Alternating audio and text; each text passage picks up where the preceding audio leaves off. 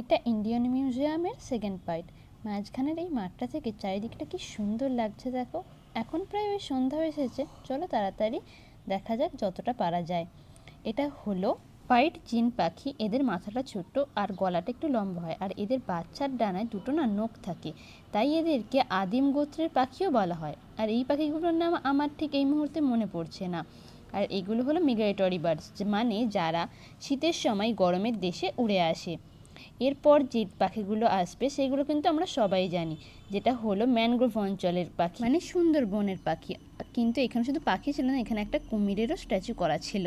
ভিডিওই তো দেখতেই পাচ্ছ, এটা স্ক্যাভেঞ্জার্স মানে চিল, শকুন, এইসব পাখি। এইখানে না সব পাখি এবং প্রাণীদের নামও লেখা ছিল নিচে, কিন্তু আমার আর অতটা পড়ার আর সময় হয়নি।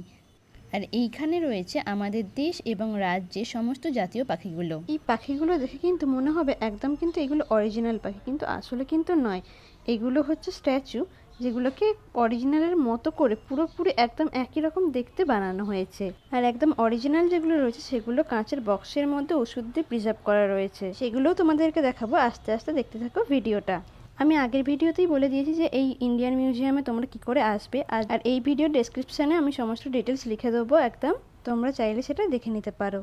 এখানে নানা সরীসৃপ প্রাণী ছিল, তার মধ্যে সাপ ছিল অনেক, যেগুলোকে একেবারে অরিজিনালি ওষুধের মধ্যে প্রিজার্ভ করা আছে। দেখতেই পাচ্ছ তোমরা যে প্রত্যেকটা বক্সের মধ্যে ওষুধ আছে, তার মধ্যে সাপ রাখা আছে। মোট 38টা সাপ এখানে প্রিজার্ভ করা ছিল, নানা রকমের নামের, আর সমস্ত কিছুই কিন্তু বিষাক্ত সাপ ছিল।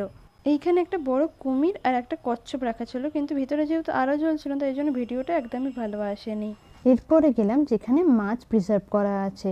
এখানে ঢুকে তো আমি জাস্ট অবাক, আমি তো অর্ধেক মাছকে চিনিই না, ভাবতাম বাঙালি মাছ অন্তত ভালো চিনি।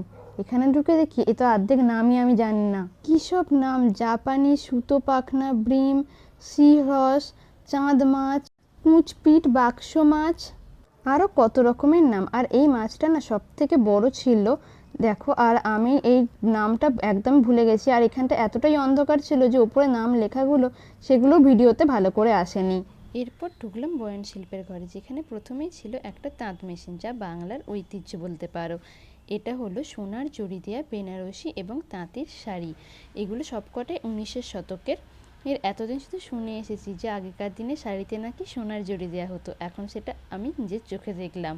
আর এটা বেনারসের শাড়ি তাঁতের নকশা করা রেশম কাপড়ের উপরে। আর এইখানে ছিল গুজরাটি নানা জামা কাপড়। প্রায় সব রাজ্যে যে সকল ঐতিহ্যবাহী জামা কাপড় আছে সেইগুলো এখানে সুন্দরভাবে সংরক্ষণ করা রয়েছে। এটা হলো 1933 সালের নিত্যনট। এছাড়াও এখানে দেখো কতগুলি গোপালের মূর্তি রয়েছে, শুধু গোপাল নয় রাধাকৃষ্ণেরও। আজকের ভিডিওটাই অবধি, বাকিটা নেক্সট পার্ট। ভালো লাগলে লাইক করে দিও, টাটা।